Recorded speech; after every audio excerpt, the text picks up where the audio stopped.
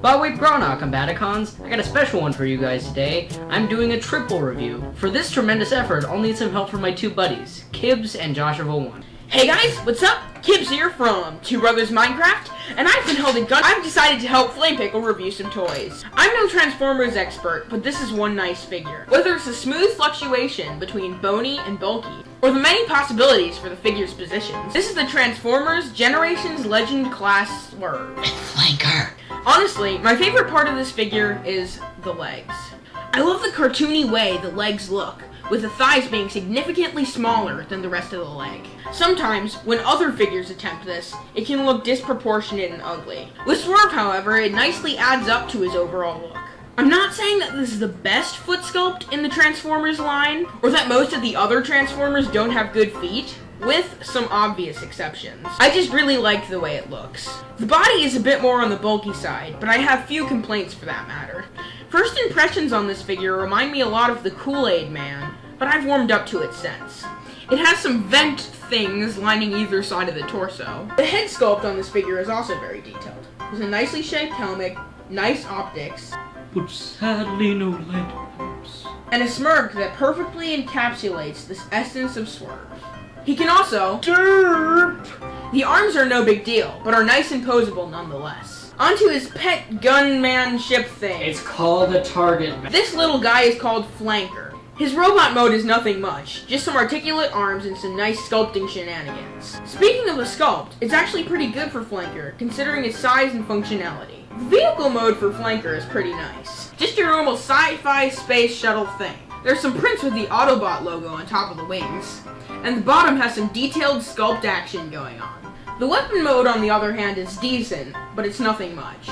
it's time for a drill. Honestly, I have nothing to say here. This figure is spectacular, and I strongly recommend picking it up to anyone who has a good taste in action figures. Obligatory size comparison.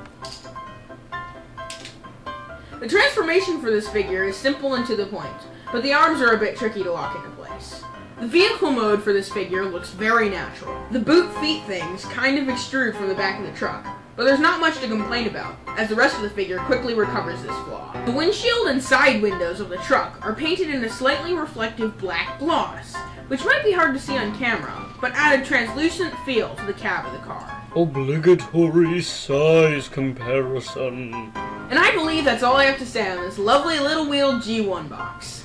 Overall, this is a really nice figure with lots of detail and posability. One thing to keep in mind is that the vehicle mode is only G1 accurate, as the robot mode is comic accurate. This may put off some collectors. Despite this minor drawback, this is a great figure that I would recommend to anyone who's interested in action figures and cars alike. Hi, I'm Joshua1 from Draconic Mock, and I'm here today to review this lumbering idiot, Fall of Cybertron, Onslaught. The paint on this figure is overall okay.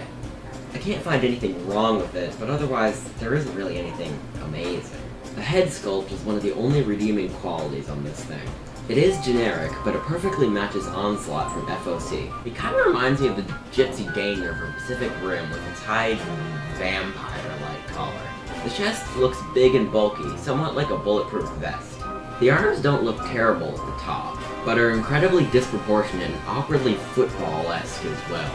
The lower arms are super skinny, but the forearm sculpt is good enough. The hands are mediocre and have a shiny paint that contrasts nicely with the forearms. Moving on to the waist, he seems to take Superman as a role model. With his green underwear on the outside, the nice paint apps are quite visible. He seems to take great care of his undergarments. Anyway, the legs are bulky enough to be proportionate with fine paint. Now, as we move to the back, yeah. Everything good about this figure falls apart. The back of the legs is all weirdly shaped, and as we move up we find a skirt thingy. From there we get to say hello to a very strange view of Bruticus's face. The arms are hollow and terrible looking from the back. Why don't we just turn the figure around and try and forget that the back exists at all? Anyway, I was informed that this figure is barely game accurate at all. Oh. Well, that explains a bit. For articulation, this figure is limited. The head can move a bit, but is limited by its sculpting. The shoulder can't move out at all, but it can spin a bit.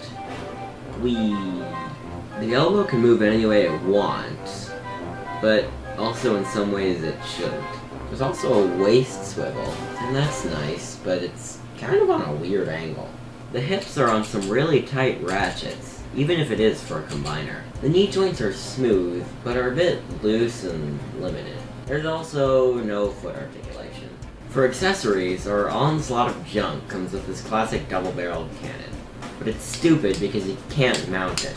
Despite that feature being entirely missing, you can still get some pretty cool poses out of this dude. For Jidida, this guy is so junk-tastic it's pitiful. The back is far too open, and our brutal, bad-tempered Bruticus stares at us. I guess all the junk stays with his form, but it's just ugly and hollow. I would give this guy an 8 out of 10 on the Jidid scale. Obligatory size comparison. The transformation is terrible, short, and clunky. I don't even want to talk about it. Well, what can I say? This really isn't even a vehicle. It's a curled up robot with wheels on his elbows and knees. You can even see his head in his hands, as if to say, why was I created like this? Obligatory size comparison. Overall, this figure isn't worth it. It has limited articulation, terrible jitted, and an awful vehicle mode. If you have the chance, I would recommend you not pick this guy up. Unless you want the whole Bruticus model, which is subpar anyway. And now we come to this guy. Cybertron Run Amok. Now you may be wondering why I didn't start in robot mode. We'll get to that condensed pile of derp later. But for now, the car.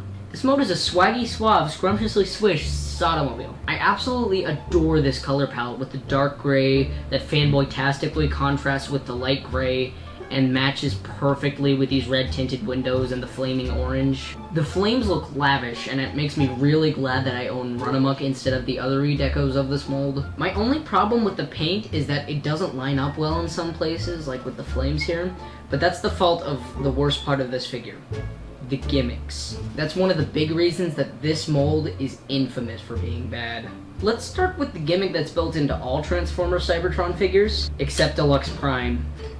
With a key that doesn't plug in it! The Cyber Key Power. You take the Earth key and shove it into the engine block, which, by the way, looks 1000% better than that stupid springboard thing on the other versions of this mold. And poof! You have a car that can't roll anymore and, looks really kind of dumb. Some despise this gimmick, but I kind of get what they were going for here. It's for clawing / bashing anyone who's all up in his business, and it doesn't look too bad, really. Plus, it makes an awesome noise. The next gimmick is one I find hilarious, but for a kind of strange reason. First of all, you see some visible nog, which I really wish you could turn around or something so it would stop detracting from the awesomeness of this sweet ride. This brain holder is the base of why this gimmick is so funny. Simply push a blue button protruding from his posterior and voila! Run Amok's gun pops out. At first this seems like a great design choice, like he's trying to gun down Autobots who are chasing him and catching up fast. Then you realize the gun is pointing towards the inside of his car. If that wasn't funny enough, you have to take into account that the head is in the direct line of fire of the gun. In essence, Hasbro made a suicide button for when times get tough for Run Amok. That may be the best thing about this figure. Obligatory size comparison. And now we get to the robot. I'm not even gonna make some clever joke or cool jump cut effect for this. It's not worth it.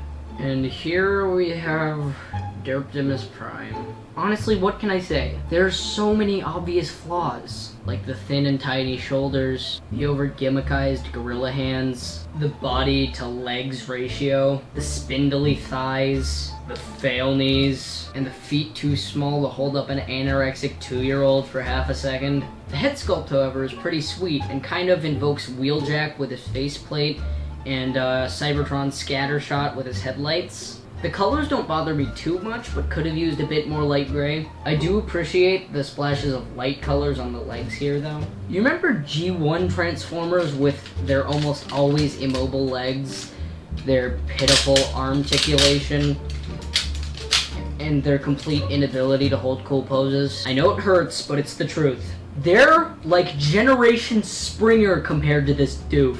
The head can pointlessly move forward and backward a bit. There's a weird click in the shoulders, and it's not a ratchet, it's the remnant of Minicon gimmick from the Armada version of this mold. Useless ball joints in the elbows. Some actually okay thigh jointage, and the aforementioned snapped kneecap. When it comes to accessories, Runamuck comes with his obligatory Earth Cyber Key, and the previously shown gun, which actually looks really cool. It kind of looks like an engine part to his car, and sadly might look better than he does. Time for jittered. Honestly, besides these hideous flaps that come off the side of his legs and his tail, there's honestly not much back kibble. 4 out of 10. Well played. Obligatory size comparison. In conclusion, what do I think of this dude? He might be the absolute derpiest Transformer I own, but honestly, I don't mind him too much. He's definitely ruined by his gimmicks and has no dynamic poses. But that's where I find charm in him. He is absolutely not for everyone, and I recommend avoiding him unless you're trying to start a circus freak show or have a particular fondness to him like I do. In the end, to me, he is an unbalanced, dopey, goofy, ridiculous ball of derp. And I think that works perfectly fine for me. Plus, his weapon is face-punchingly awesome. Anyways, I have been Flame Pickle. This has been Kibbs from Two Brothers Minecraft. And I've been Joshua 1 from Draconic Mox. And hopefully, you pick up Swerve because he is the best thing ever.